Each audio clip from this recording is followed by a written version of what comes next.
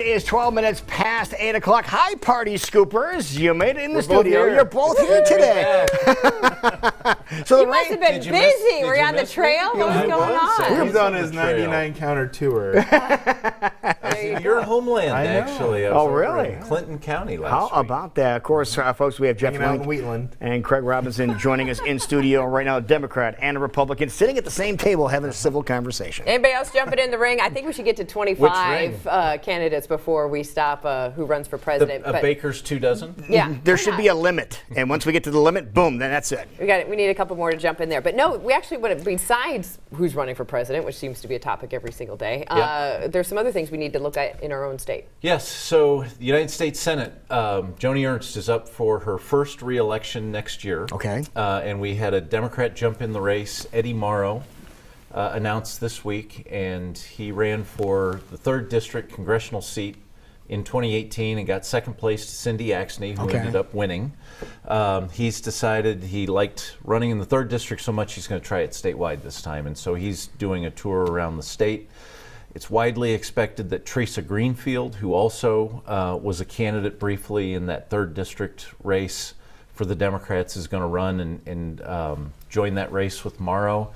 My guess is there's going to be a couple others. There was a story yesterday that Stacey Walker, who was a young county supervisor in Cedar Rapids, Lynn County, is thinking about the race too. And I think we might have a candidate from Sioux City. There's going to be a pretty spirited primary for Senate. And I think it's good for Democrats to have kind of a spirited primary with maybe lesser known names, because I think it really challenges, and you can see the best candidate will emerge under that situation. So well, and look, it benefited Ernst to be in a competitive primary with a bunch of no-name candidates, because she was a no-name candidate, and she ended up winning the primary. That gave her a boost, and of course she won in November. Right, she had to separate herself from everyone else, which she did. Yes. Do we think anyone's strong enough to beat Joni Ernst? Of course not. No, of course I was going to say, Not yes. We have to disagree there. She's on a pretty hot trail right now of support and what she's saying and speaking out against and for. No, she thinks she's a big deal, and it's that's going to be the problem, is that she's kind of gone Washington.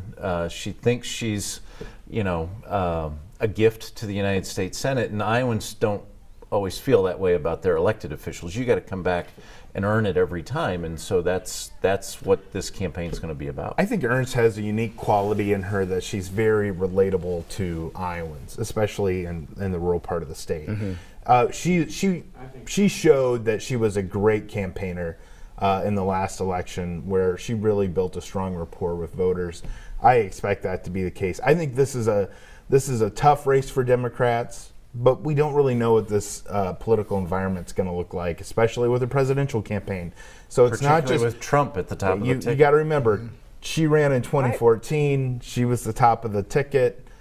Which great year for Republicans. Little different sea change now with the presidential race on top of this. She's going to have to be on her game, though.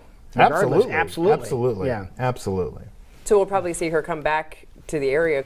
She'll be here a lot. A lot. As most politicians are. Now that our own state legislature is out, are we seeing anything happening within the state right now that people are talking about, or is it only about we're pushing towards 2020? Well, we're still in the veto period, so the governor has a few pieces of legislation, I think, to deal with yet. Obviously, she signed sports betting. I don't know if you guys talked about that last week, but that's one of the bigger bills.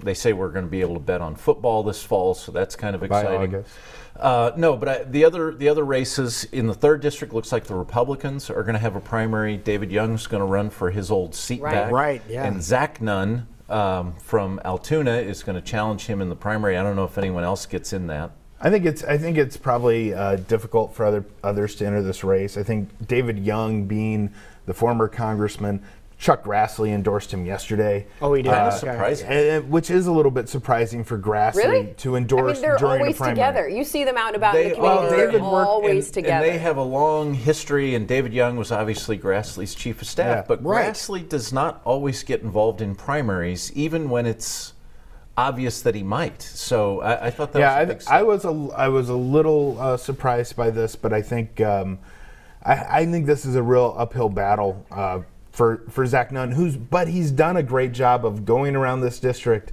in a very visible way and talking to people. So, But this is going to be two powerhouse names, very recognizable names in the voting community. That this is really going to, shake out. I'm still waiting to see if this actually shakes out into a primary. I think it very well may. But I could also see Nunn doing concluding his tour and saying, maybe it's not the right time.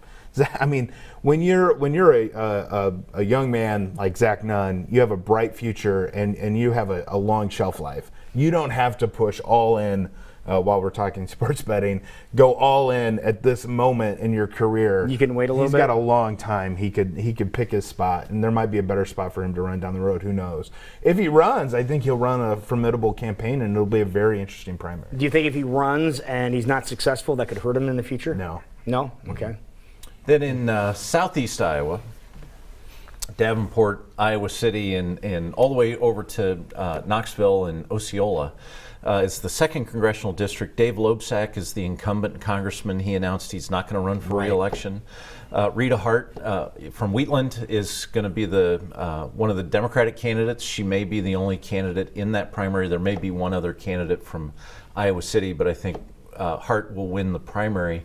And then we've had 2 Republicans announce that they're not running, and we've got a former congressman from Illinois who said he's sick of Illinois, has jumped the river, and is now in Iowa and wants to run. I heard that, yeah. That's a really good chance for the Democrats to retain the seat, number one, and to elect a 3rd Democratic woman to the House of Representatives. And if you think back that, just up until 2014, we'd never elected a woman to federal office in Iowa, and now we might have 4 of the 6 in January of 21 be women. It's kind of an amazing sea change. So what, as Iowans, should we be doing right now when we're hearing names constantly being thrown? Yeah, I'm going to run, whether it's for Congress, for president, and they just make their way through Des Moines because they know that's something they should do. What do we do? I think there's a couple things that Iowans should do, and I don't care if you're a Republican or Democrat.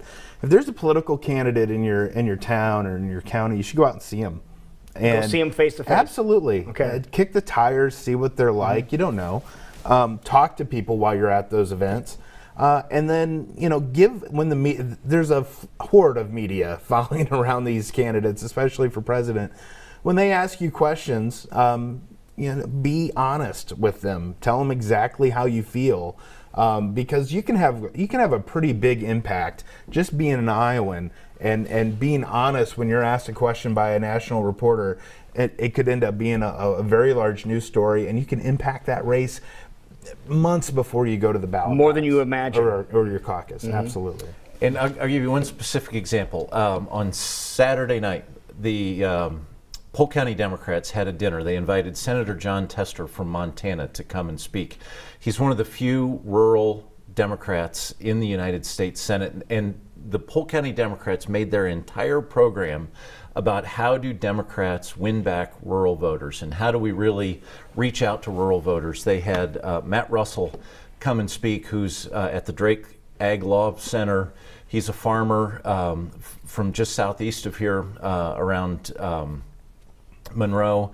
And they had a couple other speakers just focus on this. And think about how amazing that is that the Polk County Democratic Party, the largest county, the most urban county, is talking about how do we reach rural voters. Right. That's because people have been asking presidential candidates this, and it's taking off, and it's becoming a bigger thing. So you can have a real impact by asking questions like that for presidential candidates. They are paying attention. Yeah, absolutely. Okay. All right. Well, we ask you to pay attention as well as we talk politics every Tuesday here on Iowa Live with our Party Scoopers. Gentlemen, thank you for joining us this morning.